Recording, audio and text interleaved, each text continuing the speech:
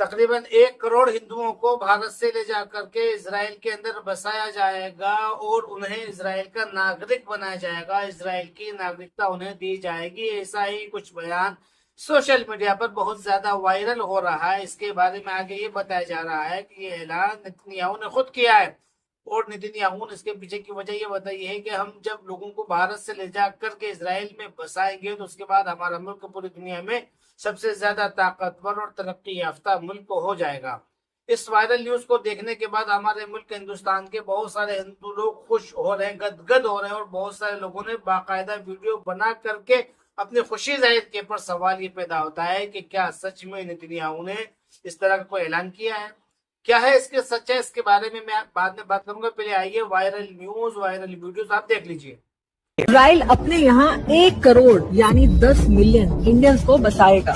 Netanyahu कह रहे हैं कि हिंदू हमारे भाई हैं और हम लोग उनके ऊपर आंख बंद करके भरोसा कर सकते हैं। अगर हिंदू यहाँ आते हैं तो हमारे देश की ताकत दुगनी हो जाएगी, क्योंकि उनका मानना है कि हिंदू वफादार होते हैं, जिस मिट्टी में रहते हैं उसके प्रति वफादार होते हैं। नेतन्याहू का कहना है कि हिंदू कौम शांति प्रिय कौम है। हिंदू कौम जहाँ जाएगी, जहाँ बसेगी, देश की तरक्की पक्की है। ये कौम वैसी कौम नहीं कि जो देश इनको शरण दे ये उसी पे अपना कब्जा करने की सोचे। खैर, आपका इस खबर के बारे में क्या कहना है? एक ब्रेकिंग न्यूज है मेरे दोस्त कि इजराइल 1 करोड़ हिंदुओं को अपने देश में नागरिकता देने जा रहा है, भारत के लोगों को। तो जो भारत के लोग जाएंगे, जनसंख्या भी बढ़ेगा और वहां की ताकत भी बढ़ेगी। जबकि 80 से 90 लाख इजराइल में यहूदी है, फिर भी इजराइल किसी भी देश से टक्कर लेने के लिए तैयार रहता है। और उस देश में 1 करोड़ हिंदू चले जाए तो देश और भी मजबूत हो जाएगा। तो वीडियो आप लोगों ने देख लिया। इसी तरह की और भी बहुत सारी वीडियो सोशल मीडिया पर मौजूद है। अब सवाल ये पैदा होता है कि क्या सच में नेतन्याहू ने इस तरह का कोई ऐलान किया है? तो उसका जवाब थोड़ा लंबा है, ध्यान से आप सुनिए। तो उसका जवाब ये है दोस्तों कि हमारे मुल्क हिंदुस्तान के हिंदू लोग सिर्फ यहूदियों से मोहब्बत की। उन्होंने यहूदियों की हिस्ट्री नहीं पढ़ी।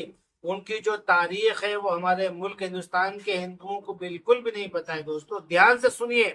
यहूदी वो लोग हैं जिनकी नजर में यहूदियों के अलावा जितने भी मजहब है, जितने भी धर्म है, उन धर्मों के मानने वाले लोग हैं वो सब के सब यहूदियों के मुकाबले में सिर्फ जानवर है। यहूदी उन्हें चाहे तो मार भी सकते हैं, उन पर जुल्म कर सकते हैं, उसमें यहूदियों को कोई गुनाह नहीं मिलेगा। ये बात मैं अपनी तरफ से नहीं कह रहा हूँ, ये यहूदियों की धार्मिक किताबों की बातें आपको बता रहा हूँ।